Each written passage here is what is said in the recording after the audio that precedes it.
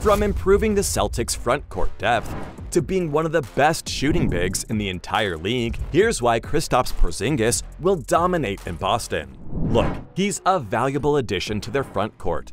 And I can't believe I'm saying this, but it could turn out to be a genius move. Anyone who's seen Porziņģis play last season will tell you that he's improved massively. It's uncommon for players to add traits to their individual game at his age, but Porziņģis is a very rare type of player. He was considered a super talent when he arrived in the NBA, but his development hasn't gone the way anyone hoped it would. The Latvian also had some terrible luck with injuries, and I'll come back to all this, but he should be a solid addition to Boston's front court, which needed a shakeup. The Celtics have one of the best defensive setups in the league, but there are some glaring holes in that roster, and not having a stretch big man in their front court is one of their biggest weaknesses. I don't see Porziņģis playing an out-to-out center. He'll be used like the Mavericks used Christian Wood, but not as much sparingly. Most of their bigs are on the wrong side of 30, and with the Danilo Gallinari experiment failing, I think the Celtics will sign and trade Grant Williams as well. It makes no sense to tie up that much money on centers, especially when most of them can't continue enough on the court. Don't get me wrong, the Celtics are far from a finished product, but if they want to become contenders again, they'll need to address other holes in their roster too. Porziņģis, though, is a great start, even if that meant losing out on Marcus Smart. Fans were outraged when the Celtics went through with this trade. Everyone and their dog knew that Boston wanted to sign Kristaps, but no one expected them to give up Smart as part of any deal. When the news broke, most people thought that it was one of those trolling Twitter accounts, but it was real. Boston got their man, but at the cost of losing out on the heart and soul of their team. They'll have to address another glaring hole in their roster, because Smart's been one of the most consistent players for Boston and is up there with the premier defenders in the NBA. Forget supporters being surprised, even Marcus didn't know he was getting traded, because the franchise hadn't discussed this internally, pulling the trigger to get their hands on the 7'3" Latvian. Is it a good enough trade-off? I think we'll find out soon enough. But Porziņģis does add a lot to the roster, and they have got a couple of other players to do what Smart does. The question is, will it be enough to rely on other defenders? And if you ask me, I think yes. Analysts tend to overlook his defensive game because of his ability to score freely. But if you saw him ball for the Wizards, you'll know he's added another layer to his defense. I'm not implying he can replace what Smart was doing on the dirty end of the court. No freaking way. But bigs are generally considered safer options for defense, and the expectation is that Kristaps will surprise a few. His chemistry with the two J's should determine if this trade is a success. And on paper, it looks like the perfect match. Two of the best two-way players in the entire league, Jaylen Brown and Jason Tatum, getting the help they need from a free-scoring big. What could possibly go wrong?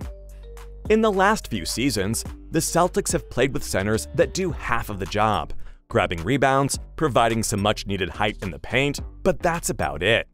Porziņģis isn't going to defend as well as some of the other names on that roster, but he's being brought up for his all-around game, which includes scoring and shooting from range. That's exactly what went wrong for them against Miami in the 2023 playoffs. Because do you really think that the Heat could have dealt with a thorn like Porziņģis? More importantly, Brown's impact as a player will increase with this addition, because I expect some entertaining alley-oops going down in TD Garden in the 2023-24 season. Jaylen's more suited to a laid-back role, where he pulls the strings with a higher focus on defense. He gets to do that with Porziņģis. Similarly, Tatum won't need to take on the bulk of scoring, because many expect Kristaps to score more than Brown next season. Again, this shouldn't come as a surprise. Porziņģis is an extremely consistent scorer. And when I say consistent, I mean it. He's averaged 23.2 for the 2022-23 season, and has been a solid outlet in terms of scoring for quite some time in the NBA.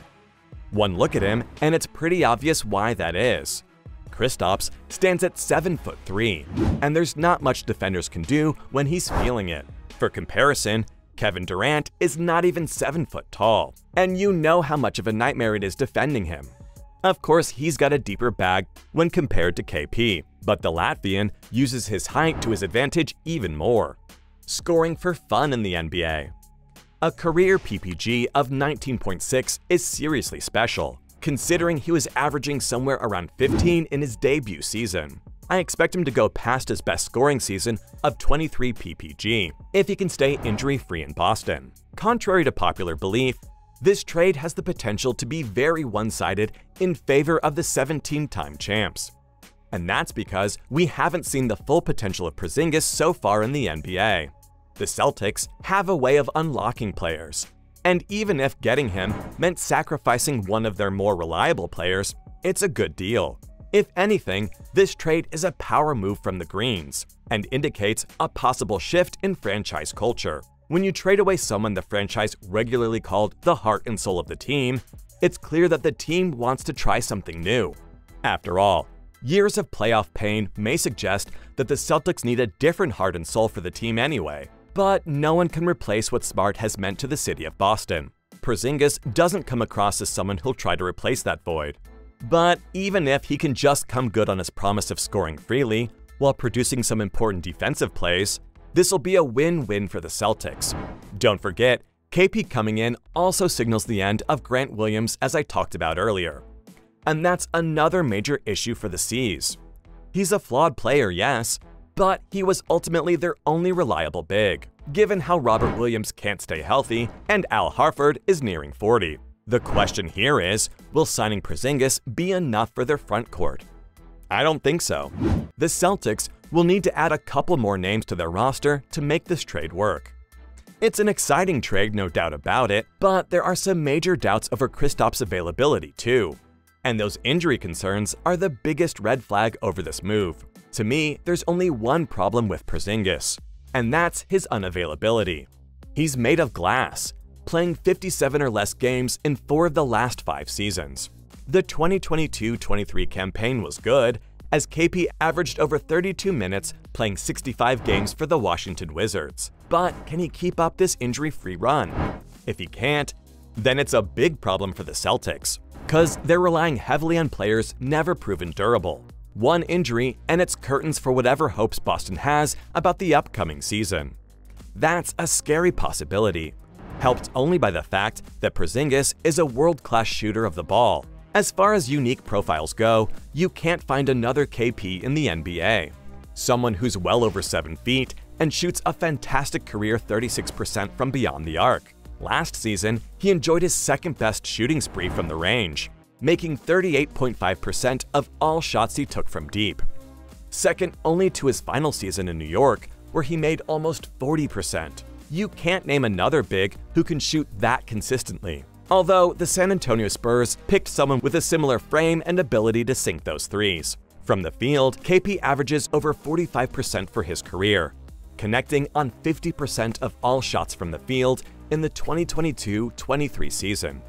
I love those numbers, and they're all set to increase when he's surrounded with a better team. If he can do all of that in Washington, imagine how good it'll be for the Celtics, with world-class players in every position around him. I still can't believe the Mavericks let him leave, cause that was such a poor decision. But KP's got the chance to make a name in the NBA. And what better place to do it than TD Garden? So, from being one of the best shooting bigs in the entire league to improving the Celtics' front court depth, that was why Kristaps Porziņģis will dominate in Boston.